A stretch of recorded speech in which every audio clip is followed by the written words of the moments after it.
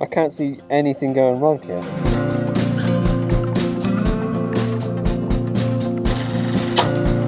That's a touch, don't worry. Happens. Made a bolt. Now, I'm really into woodturning, despite the fact that I've never actually done it properly myself, unless you include the odd hour here or there back at school when I was about 16 doing resistant materials. Not quite what I mean. So in this video, we're going to be giving it a proper try, meeting up with a friend of mine that lives over in Wales, and she created this for my wife and I for our wedding day. Now, this was the cake stand for our main cake, surrounded by cupcakes as well, but this was the main focal point of the whole cake display, and it's a beautiful piece that she created for us. Not only does it look really nice and did the job really nicely, but there's a few details which tied in with the whole wedding day, which is really, really nice touch. And it's the burnt orange wood on the middle here. I'm not sure of the names of the woods. I'm not that savvy with everything, but it's a beautiful piece. It now sits pride of place on our dining room table, and unfortunately, looks like someone used it as a massive coaster one day because there is a cut mark on the very top, and I'm pretty sure it wasn't my wife and I, which is a shame, so it needs retouching up and refinishing, so I'm going to take this with me when I head over to see Faye in a few days' time. Looking forward to this one.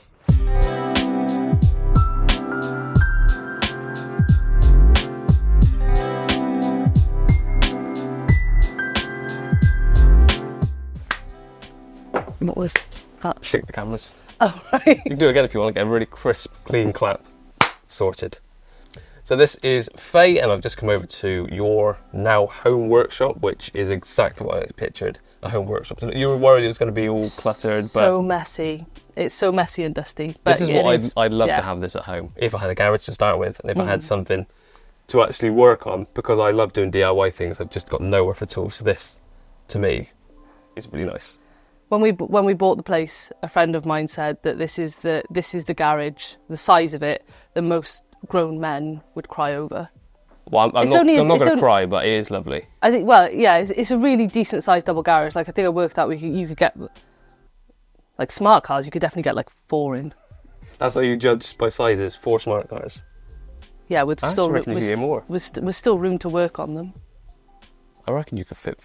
A few moments later. Anyway, so I met Faye probably 10, 11 years ago. I think we just discussed it off camera. Yeah, almost 11 years ago. And back then was in a teaching capacity, which is what's going to be coming back out today. Yeah. But also as a colleague capacity, because I was at college at the time going into a second year of photography. Faye was coming to apply for the photography position. It was about to become vacant, which became very vacant because you got the job and was full-time. Yeah, I applied for a part-time position and then got a full-time gig out of it, which was really cool. And then to chuck on top of that is one of your students, which was me, was also then going to be one of your colleagues. Yeah, so as the technician as well. It could be the morning I was a student, by the afternoon I could be in the office or in the workshop helping out with the next class. Yeah. So it's quite a weird dynamic, but that's where we got to know each other. Yeah. And clearly we got on all right because 10, 11 years later. We had very similar music tastes though, to be fair. Both into our mouth. Yeah, I think when I asked, I think one of my first conversations with you was what kind of music you into, and you rattled off a load of bands. I was like, that's fine. That's fine. Moving on from that, we worked together for several years. Yeah.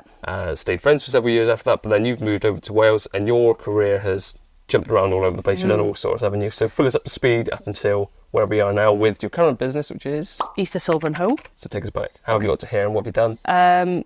So as a snapshot, studied fine art, did my masters, did a wood turning course in the evening, and fell in love with the process.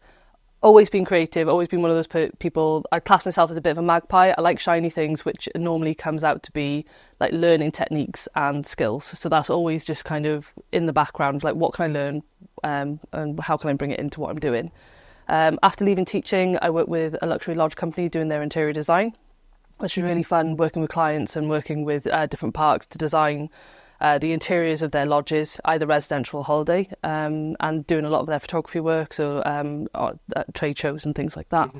And then I worked through the pandemic with them, but whilst also kicking off Ether Silver and Home a couple of years prior. It was kind of bubbling in the background at that point.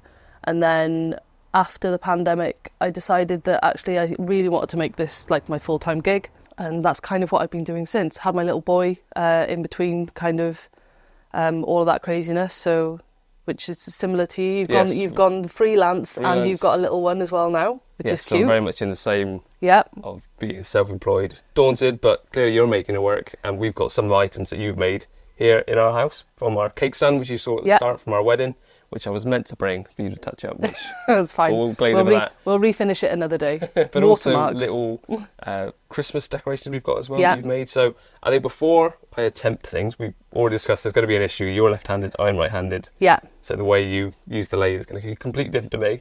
But before we get to that stage, I just want to see you working. Cool. Because I find it therapeutic. I watch other YouTubers doing it. Yeah. Never seen it in person. It is addictive. I think we've bandied a couple of names around that we all of different YouTubers, and like, yes, we watched that one, we watched this one, and it is nice. It's nice to see what people are doing in the industry, and I think I'm not, unlike yourself, I'm not an on-camera person when it comes to what I do. Yeah. But I think it's really interesting to see the people that can navigate doing YouTube and their creative business.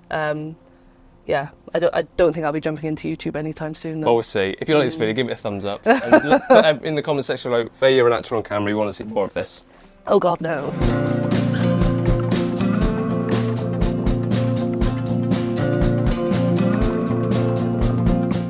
So I learnt woodturning when the Graig in Llanelli. I did an evening course for 20 weeks with an amazing tutor called John Di Filippo. He's sadly passed now, but he was one of those like larger than life characters, like big moustache, Italian Welsh guy. Yeah, he was really lovely, and I think we both offered challenges to each other as a student and as a tutor. This is before I'd done any teaching stuff anyway, but I was still kind of studying fine art, and I wanted to kind of incorporate woodwork into my practice somehow. So yeah, my one thing, that because I'm left-handed, he had that challenge of how am I going to hold the tools, how am I going to show her, and then how are we going to change the way that we work. So I'm a bit ambidextrous, I think. Probably like some people, if they watch me turn and be like, oh no, you're holding that like a right-handed person, or you're holding that left-handed. But the main difference is when I'm turning bowls. So if I was carving out the centre of this bowl, I reverse turn rather than forward turn, because I come in from a different angle. It's easier for me to physically navigate that like that.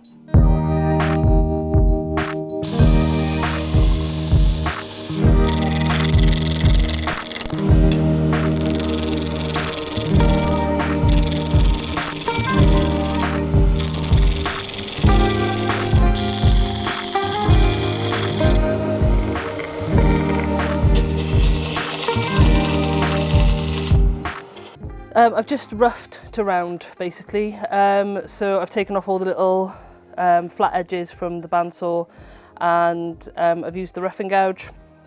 This is one that I've had for ages. It's got a little bit of life left in it, just to basically take off all the edges and things. And then when I was rubbing the tool along the top, it's to check to see if there was any little flat edges left. Obviously you get like this knock. Proper way to hold the tool is underneath, so you've got pressure going down. I tend to do, if I've got a bigger piece, I tend to do hand over the top, which some people don't like, but it's my working practice, my bad habit.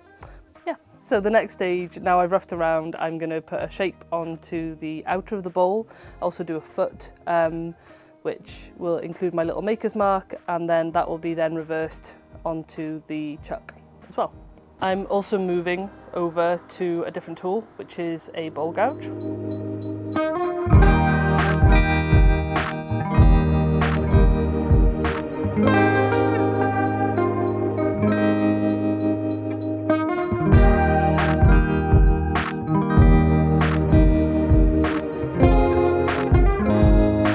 So that's my bowl maker's mark. So that's what I add on to all of my bowls. The internal divot is just a making process, so I reverse that onto the chuck. And then my maker's mark is 3 rings, because technically I'm a 3rd generation wood turner. So my grandfather, my dad, and I all do wood turning.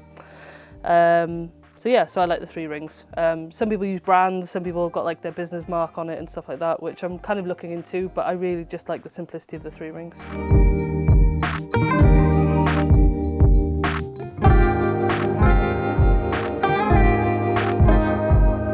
So after I finish the outside of a bowl, I go through what probably seem a little bit of excessive sanding process for some turners, but I usually go at least 4 grits, so 180, 240, 360 are always used. If it's particularly rough wood, I might go down to 120. Depending on what type of wood it is, I might go up to 600, but you're more burnishing the wood at that point. My tutor always said to me, he said, if you think it's smooth enough, go 1 grit higher, and it's something that I really worked into my working process.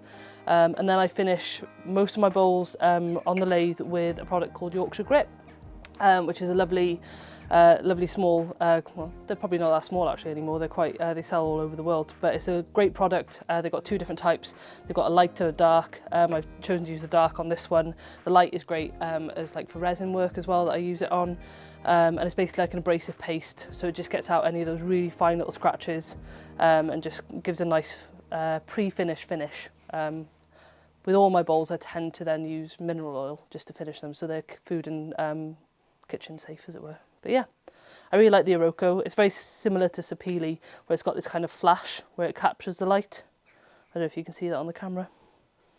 But yeah, so that's the outer of a bowl. Move on to do the inner.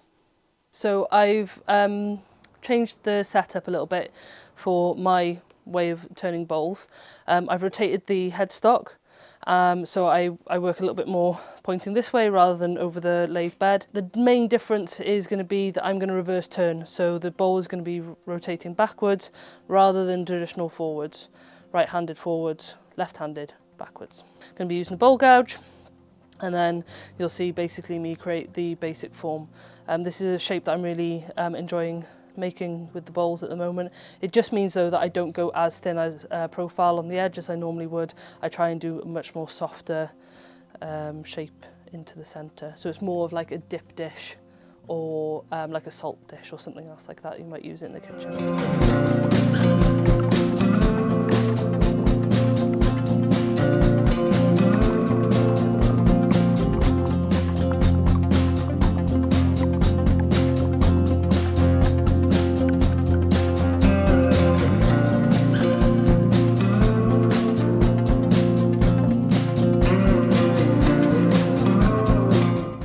Smooth. So what you guys would have just saw was a very whistled down version of the basics of this being made. Yeah. Very interesting to watch. Actually really crisp, that ledge. Yeah. I just thought it was going to be smoother. But not as in like it's not sanded, but it's quite a crisp edge, isn't it? Yeah, so in the sanding process, it's quite key if you've done like a transition edge, like the lip of the bowl or like that central transition, to sand up to the top of it, not to round it, actually go over it. Yeah, because then you hope then you don't lose that crispness. Yeah, I mean you can probably fit here that on the mic, because that curve, smooth, this one. Yeah. That's really nice. And so you would have saw it going from, well, a lump an of wood. example, I haven't got one here actually, it's similar to that. Is that the same wood as this as well? That's the same wood, yeah. So and then from that to that. That's like the outer, and then carving the inner. It's really nice to see, but this isn't all you do. As you can see, as we've laid out Blue Peter style, here's some stuff you've made earlier. So run us through all the different things you've done. Yeah, so homeware in general, really. I started doing lamps, sorry, it's a messy workshop. I started doing lamps end of last year, really, as well, just to expand. But bowls, vases, lamps, plates, dinnerware, also like napkin holders and stuff, but also Christmas decorations. So I've been doing these for about 5 years. I think you've got a couple. We've got a couple, yeah. Yeah. So I've got quite a following of people that come back every year, and like they get all different colours. These are really nice to practice my turning. And they're very intricate, aren't they? Yeah, the intricate. How often do they break off and you get just a bit too far, or is it not too bad? Do you know what? I'd say about 3 years ago, I'd lose like 1 in 10 of like if I'd go really narrow. Yeah. But now I'm pretty good at it, and I'm getting faster at doing them. So last year I think I made just shy of 400. For Christmas decorations, I've got maybe a handful left that didn't go.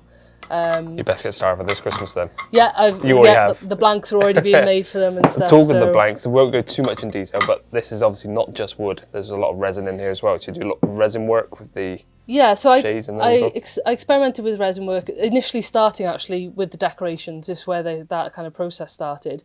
But it's more to do with the fact that I hate wasting anything, especially like I've been very fortunate to be to find or be gifted quite nice different variants of hardwoods as well.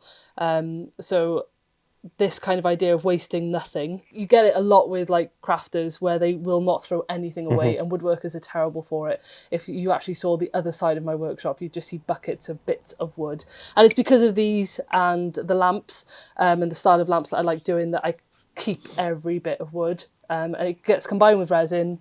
And then the only thing that leaves is the workshop is sawdust. If it's pure wood, it goes to raku firers who do pottery, who do raku firing. And then if it's combined with resin, unfortunately, I haven't quite figured out a good way of recycling that yet, but I'm thinking about it. It shows that there's beauty in waste, really, because as probably seen on this channel already, I've done things like upcycling, things that have been wasted, I've made things out of wood that was going to go to landfill. So I'm a big advocate of using waste materials that can still have a purpose, and they are beautiful. Like I said, we've got some on our tree every year. I'm sure we'll add to the collection each year.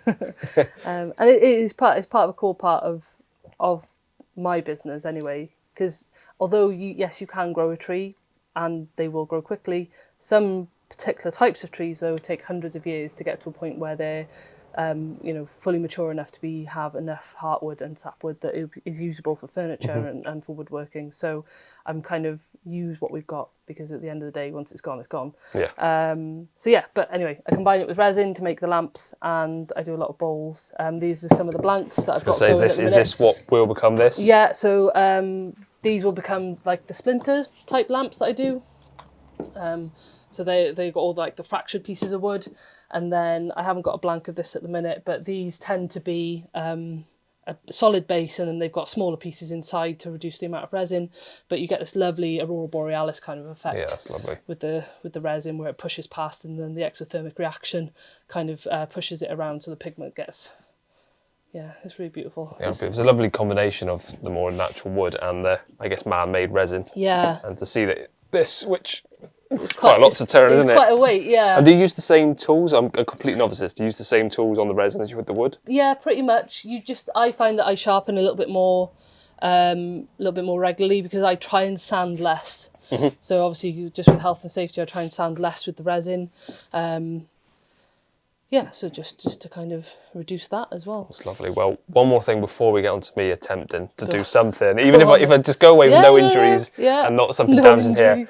You mentioned your stamp, or your sort of engraving on the bottom of the 3 rings. I didn't even know this until you told me this on camera a minute ago. Yeah. That this is 3 generations of woodturning, because your father and your grandfather did it. Yeah. So my granddad was a general builder, but if you know anybody that does like general building, they know loads of stuff about woodwork. And so my granddad, he had a massive shed, and that had a lathe in it, so he made a lot of the bowls.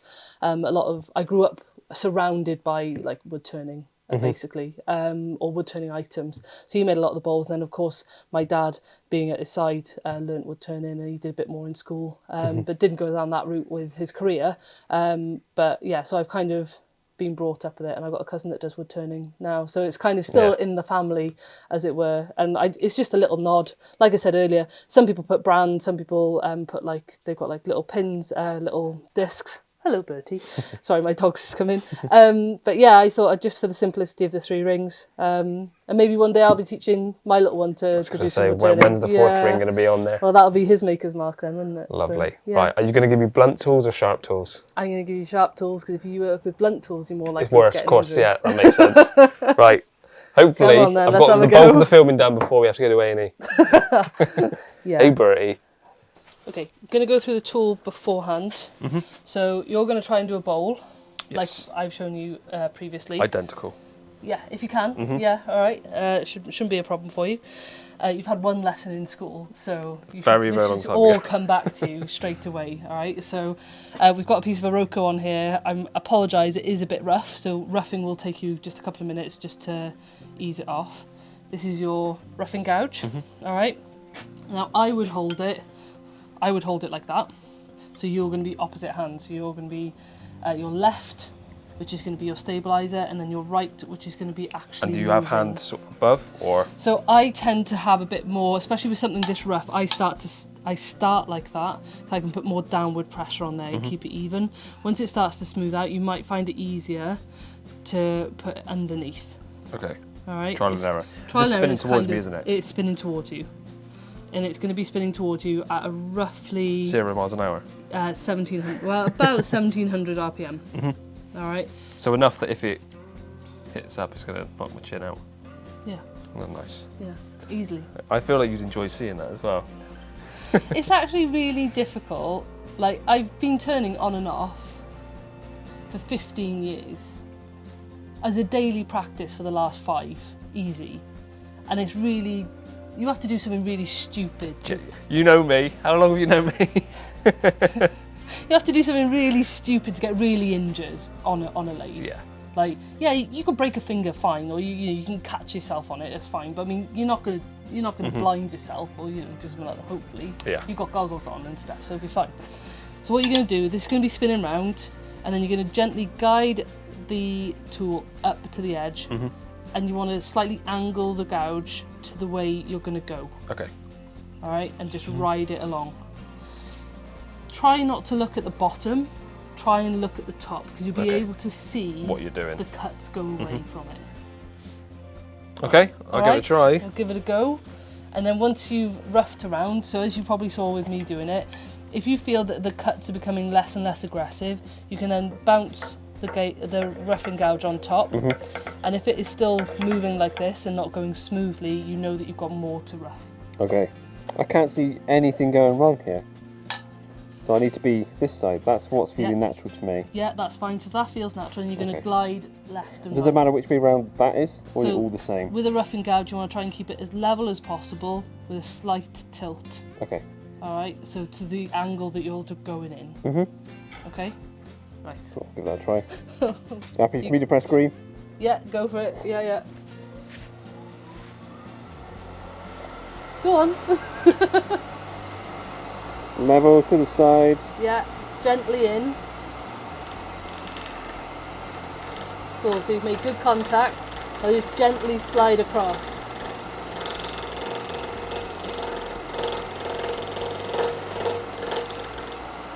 Lovely. As you become a bit more confident, you can go a little bit quicker.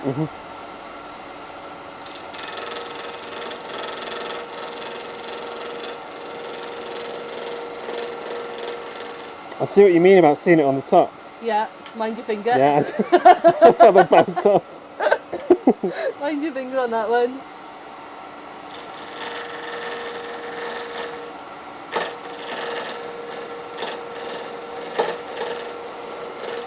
You never go that way. No, you can, but just remember to slightly tilt your roughing gouge so that is the direction you're going.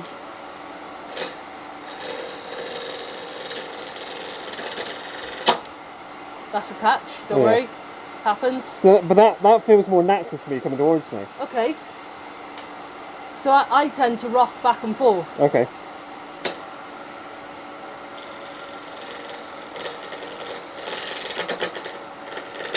Clearly it's not as good for me though doing it that way. So what you might find, do you find that you're losing a bit of sight by having you got bigger hands than me? So not really, I'm seeing quite... Okay. Yeah, I'm seeing okay. Yeah? Yeah.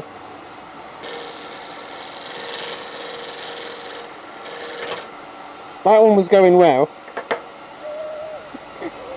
So you still got a little bit to go. That's so let's have a look at the cuts that you've made. When you're looking at that spin, you think, that's looking quite close. I did that. Look how bad that is. No, what do you mean how bad that is? Look how much of the circle you've got there, the round. Can you see where you're catching? Yeah. Okay, so that's possibly where you're just starting to go in a little bit too much, or you've changed the angle mid-cut of your gouge, so it's just dug into the wood a little bit. Don't worry, most of that will go when we're shaping it. Actually, most of that will go when you actually hit. It's quite a significant amount still to go. Yeah. But well, I guess it's best mainly just on those points. On those points there. Okay. So far, so good. Nothing too bad. No, it's going well, and you've got nice even control. I'd say you possibly. I find like I sort of my hand skipped across. Is that me or is that? That's possibly a little bit my my tool rest. Let's just get a little bit of lubricating wax on that just to see if it eases up for you. Right, so roll that on the thing so you just notice that feel a little bit slide. Yeah, there you go. way nicer. Yeah. You've got a much smoother cut on that as well. Do I dare it? No, not yet. Better though. You getting there? It's gone. What was that in there? What's in there? Right, that is gone.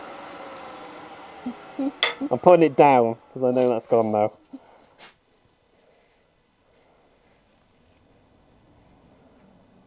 Yep. Cool. Main thing with the bowl gouge is ride the bevel. I feel like this is one of those that it becomes more natural when you're actually using it, because trying to listen to that, I'm thinking, right, there's a lot to think about. Yeah. So if you if think... it goes that, I've done something wrong. Yeah. And if it's cutting, it's doing it right. This is the one where you're more likely to have a catch where it really doof, and this is the one that puts people off as like... Well, good job, you've only got 2 strip lights directly above. Yeah, definitely. If I wanted to really like scare the crap out of you with a tool, I'd give you a skew chisel.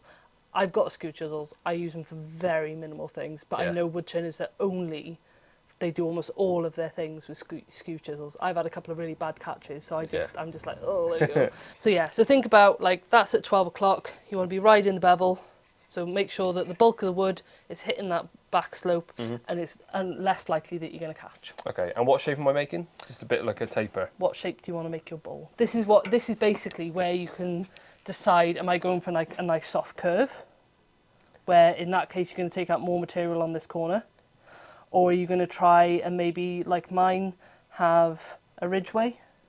So is this going to be the bit that's hollowed out? This is going to be that's like so that. So I've got to think of it backwards. That's the top of the bowl. This is the base. Okay, Yeah. so I want to taper that way. Right. I think you go with the flow, and whatever shape it takes is natural. Okay. All right then. So think about your tool first. Up and only that. Yeah. So you're riding the bevel. We've got to start quite an angle. Slightly at an angle. And level. Yeah, as level as possible.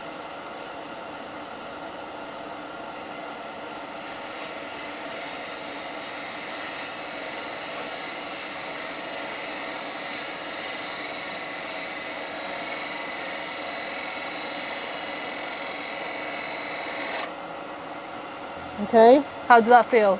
Smoother, easier than the other one. Because this one now, you're working on a smaller point. Okay. All right, so that's where, if for instance you want to be shaping it down like a bead, it's sometimes easier to take smaller passes and then build up to the shape. And then come back to it. Yeah. Okay.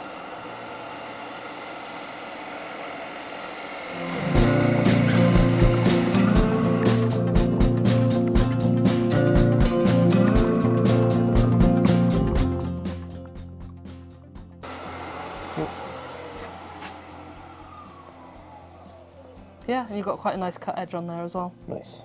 Cool. Lovely. Happy? Yeah. It's a nice shape for your first bowl. Thank you. How confident do you feel touching it while it's spinning? I'm confident. Yeah, cool. Right, so sanding, always keep it moving. Remember, you're sanding up to that line, not on it, to try and preserve that. And again, sand, don't worry too much if that rounds over, because when we flatten that, it'll crisp back up, okay? That's 120. We're going to go 120, 180, 240, 320, okay? Okay.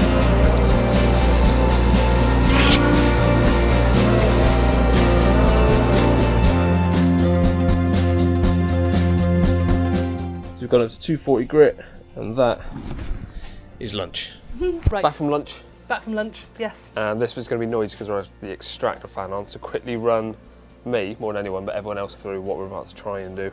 Okay, so we've got the 2 outer faces of your bowl. Now we need to flatten the base, and we need to make the indent so when we flip the bowl round, it's going to sit onto the chuck.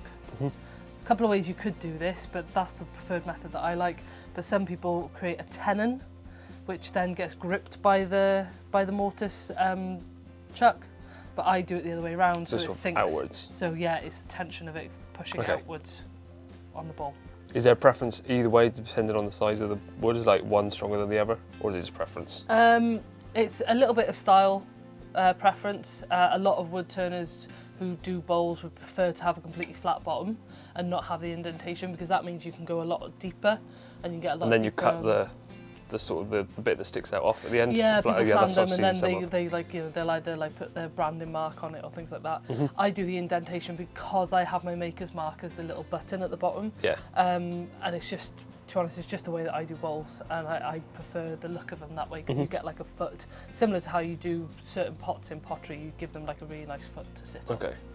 So what we're going to use the bowl gouge just to flatten that and to create our indent, and then we're probably going to use a parting tool just to square it off. We're going to leave a little button for you to add your little maker's mark on it afterwards, and then we're going to flip the bowl round and carve inwards. Okay. With this, maybe it's a silly question, do you have to stop halfway? Because obviously it's spinning upwards this side and downwards that side. So, yeah, of course. So you'll find, as it spins, you'll find your centre point, and you'll see it before you, obviously, you can see where the grain just, like a dot. Yeah. And then you only need to go up to that centre point. If you try to push that the other way, it's going to do that, which you don't want that to happen again. You don't want it to catch. So you only ever go up to the centre point, and you're going to, I think this is one of the times that I use my tool right-handed, you're going to do what is called a scrape cut. So you're going to put the point just gently into the middle, and you're going to scrape back, which is going to level it, but it's also going to allow you to create a nicer face on the base of your bowl. Okay, so you start in then out. Yeah, start in and out. You can go back in. What I tend to do is I tend to rotate the blade slightly, so I've got slightly more of the blade making contact, and then you can actually do more of a rocking motion where you go backwards and forwards. Okay. Happy? Yep, I'll give it a go. Yeah, cool.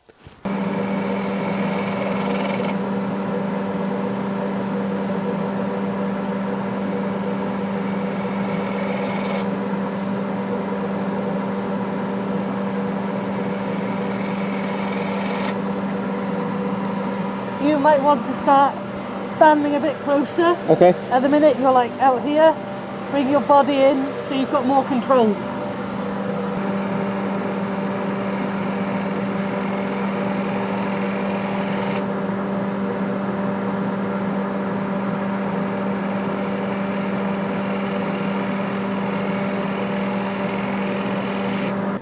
Okay, just quickly I'm going to show you two other tools that you're going to use now to make your indentation. Okay, this is a parting tool, and this is basically a broader parting tool or a beading tool.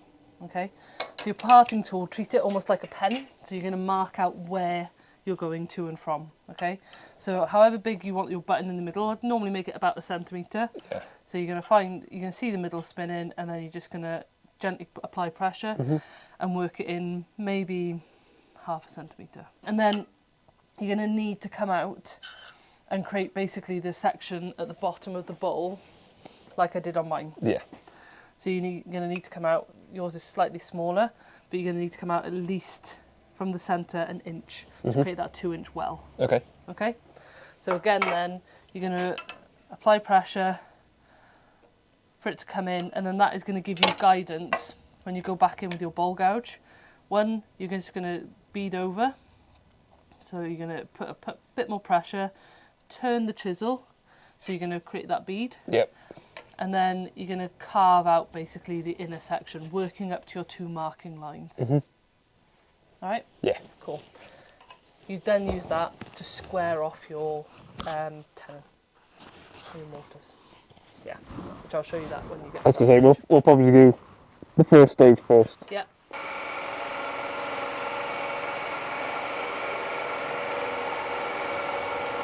Yep, grand. And then move out to make your well. Yeah? Yep.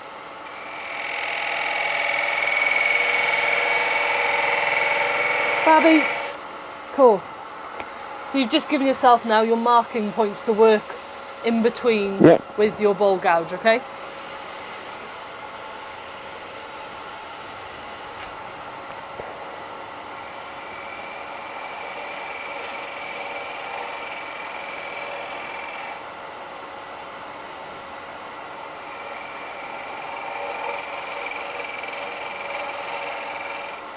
Okay. So I'm just getting rounded. Yeah, without going any further from the middle, you want to try and even out your path going to the edge of your well. So do you remember when I was flipping it over? I want to go from this way. Yeah.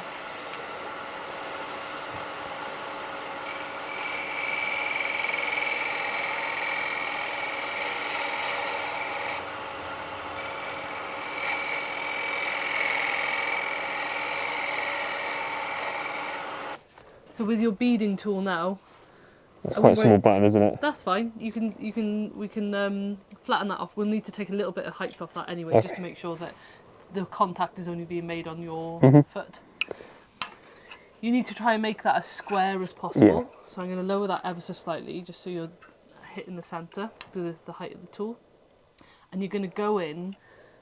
If you look directly on, that is perfectly square, but you're going to go in ever so slightly angled. It kicks it in. Just to taper it in ever so slightly, and then when you hit the bottom of it, bring it away. Okay. All right.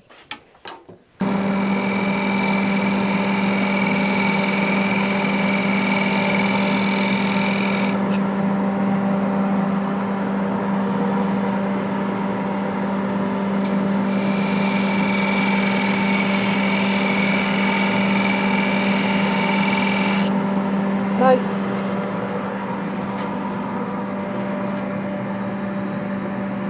Good? Yeah, that's good. Nice. That's good. If it was me now, I would do one more sweeping pass over the top there. With the gouge? With your bowl gouge. And I'll just take the top of that off and just ever so slightly round it over. Okay. Alright?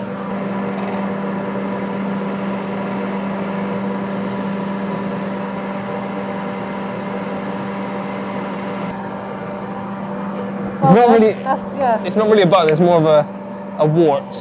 That's my maker's mark. The Wartorton, there we are.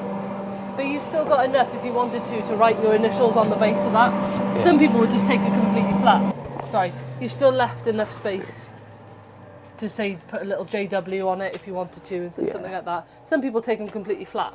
Okay. I like having the button in the middle of them. It's personal preference. Cool. Okay, so we're going to hit that base section now with a little bit of sandpaper. We're probably going to start about 180. Again, it's just to neaten it up a little bit. Apply quite a lot of pressure. Tendency has a flick off. And then work it into all the nooks and crannies.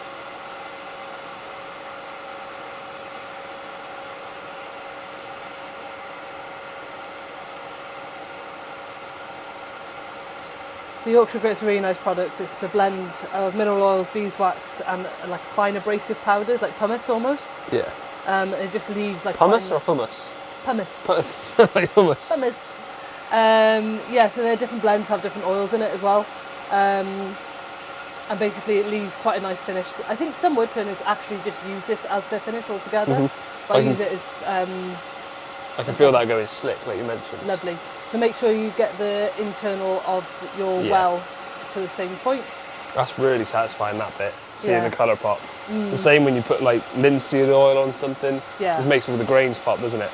It's quite a nice view of what the wood will be like when you've like put the last oil on it, or however you choose to finish it.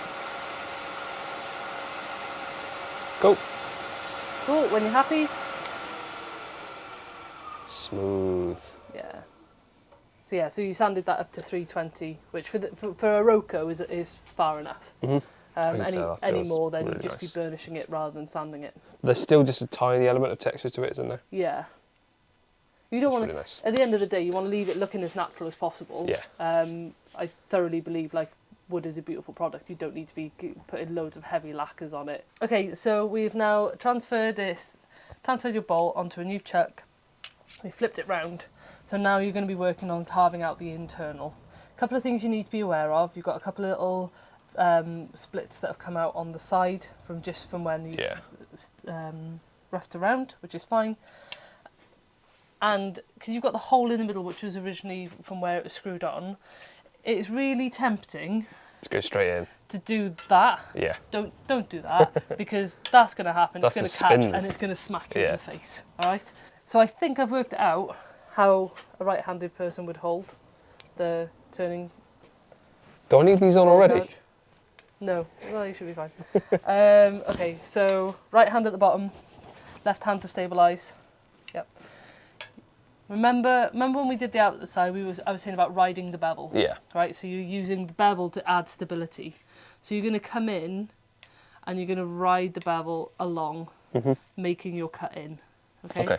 And as you using this as your pivot point, you can then deepen your cut. Okay? The initial thought is, I'm going to go from this very edge all the way in. Don't. Work about 1/2 centimetre in, and then work in. Okay, well, I'm now picturing for my design, rather than having a really sharp edge like you have, having like a flat top by, I don't know, 4 or 5 mil. That's maybe fine. less than that, then go in. Okay. So I just flatten it all off first, then start going in. You can flatten it all off by using a scrape cut, like we've done before. So scrape it and flatten it. Just remember, you're going to have to go down to there. But the one thing I would say is, it's easier to come back and flatten an area after you've turned the inner. Okay. If you flatten it all to that perfect point, and for some reason you have a catch and it slips back, you've then lost your rim. Okay. So that's why they always kind of say, like, work about 1 centimetre in, and then you can always come back and refine that edge. Makes sense. All right. But if you want to flatten it all off first, which I probably would, because it's quite a lumpy piece, using your scrape cut like you've done before, just come back and gently work up to that edge. The temptation is to ride it off, which you've done on a couple of occasions when you work in the bottom, and it jumps back. Yeah, so you just work up to the edge and stop, pulling the blade away, and then going back to the centre. Okay. Okay? Yep. Cool.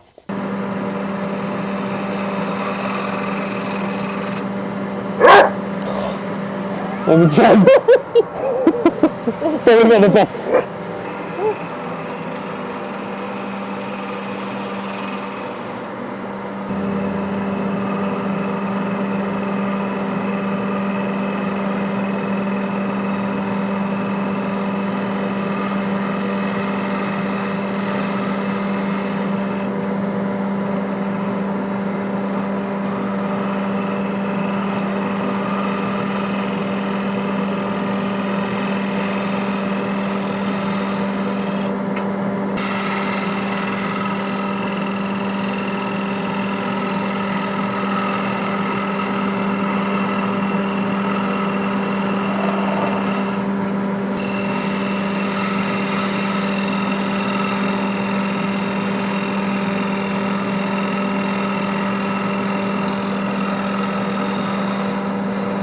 That was a satisfying one. Use that motion.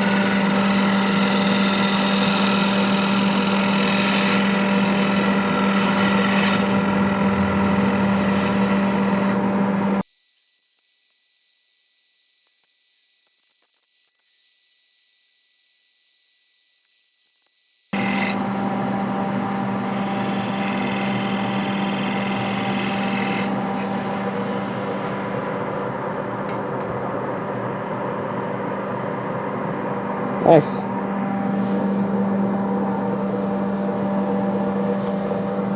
Tiniest bit, or will that get out with sanding? We'll sand that out. Nice. Oh, it's lovely, Joe.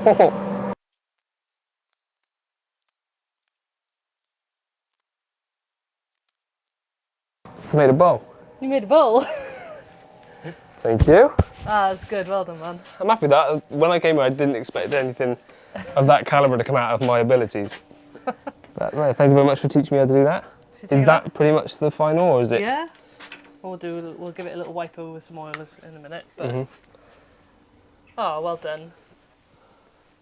Now for a 10-minute cinematic B-roll sequence of my bow.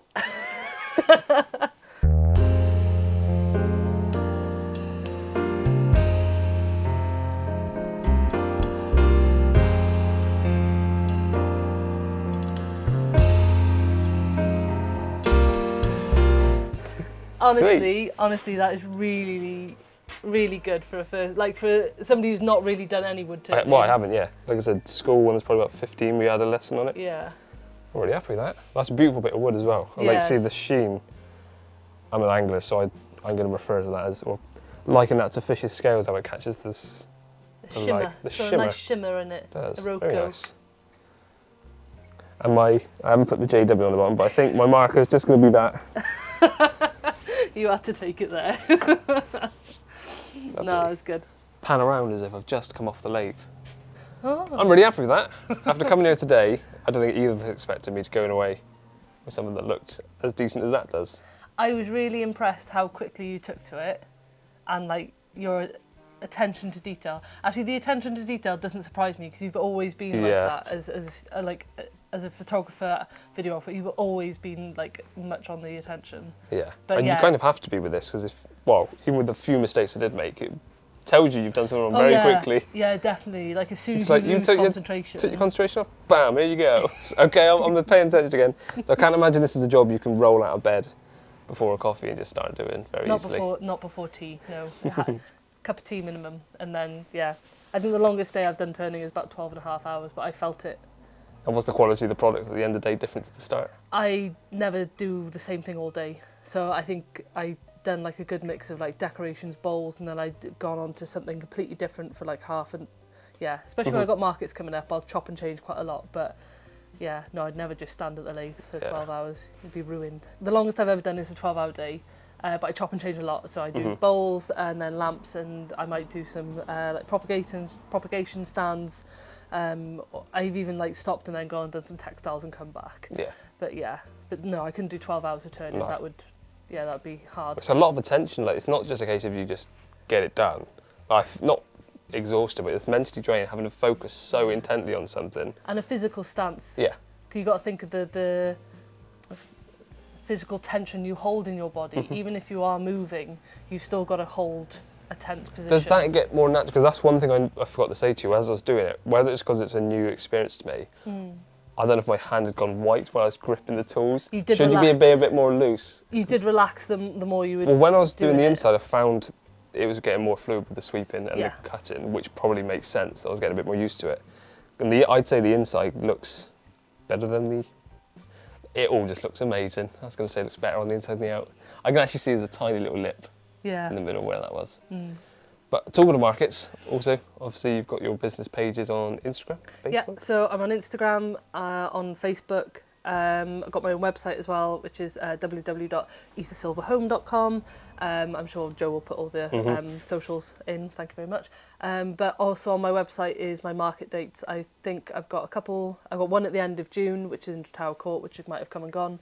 And then I'm in Cowbridge and St Fagans Food Festival, big first week in September.